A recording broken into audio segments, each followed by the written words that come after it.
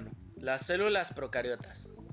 Procariota es del griego tipo, pro antes de kau, carión, que significa la célula sin núcleo celular diferenciado, es decir, cuyo material genético se encuentra disperso en el citoplasma, reunida en una zona denominada nucleode. Las células que sí tienen un núcleo, es decir, el ADN, adentro de un comportamiento rodeado de membrana se llaman eucariotas. Casi sin excepción, los organismos basados en las células procariotas son unicelulares, formados por una sola célula. Además, el término procariota hace referencia a los organismos del reino procariota, cuyo concepto coincide con el reino Monera de las clasificaciones de Copland y Whitaker, que aunque obsoletas, son muy populares. El metabolismo de las procariotas es enormemente variado.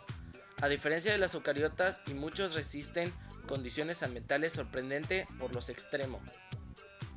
No está aceptado que las células procariotas del dominio Archaea fueran las primeras células vivas, aunque se conocen fósiles con más de 3.500.000 años. Después de su aparición han sufrido una gran diversificación. Su metabolismo lo más divergente y causa que algunas procariotas sean muy diferentes a otras. Su reproducción es asexual, por bipartición o fusión binaria o mitosis. Es la forma más sencilla, rápida en organismos unicelulares. Cada célula se parte en dos, previa división del material genético, posterior a división del citoplasma, conjugación mecanismo parasexual de intercambio genético, de gran número de organismos unicelulares, que consiste en la función temporal de los gametos, de forma que se pueda transferir el material genético del individuo donante al receptor, que lo incorpora a su dotación genética mediante la recombinación y lo transmite a su vez al reproducirse. Matthias Jakob Schleiden. Durante muchos años fue profesor de botánica en Jena. Poseía gran talento y originalidad, pero incurrió en muchos errores debido a su temperamento impetuoso y su carácter arrogante.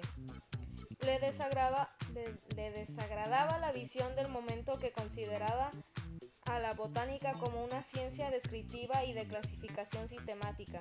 Consideraba a la célula como unidad esencial de los organismos vivos. Cada célula lleva una doble vida, una independiente que pertenece solo a su propio desarrollo, la otra incidental como parte integrante de una planta. Partiendo de la célula como el núcleo como su elemento esencial, Schleiden pasó al análisis de su origen, pero se equivocó al creer que las células se generan por gemación de la superficie del núcleo. En numerosas células de orquídeas encontró una mancha opaca que la llamó núcleo de la célula.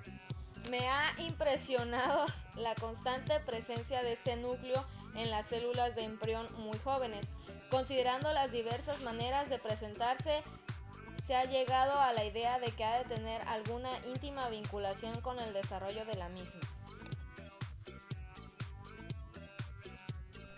Theodor Schwann fue catedrático primero de anatomía y más tarde en la fisiología en la Universidad de Loyola, Bélgica.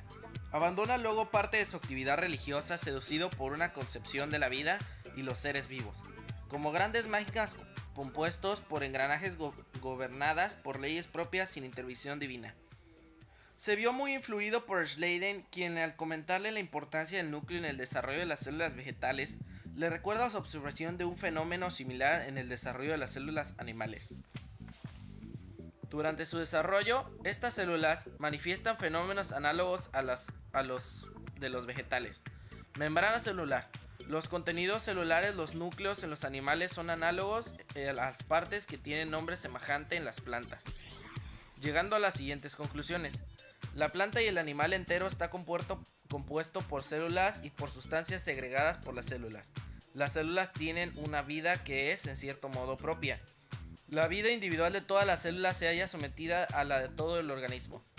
Afirmó: el problema de la capacidad fundamental de los cuerpos organizados, escribía Schwann, se resuelve en las células individuales. Debemos considerar los fenómenos generales, reproducción, relación, nutrición, para descubrir propiedades que existen en las células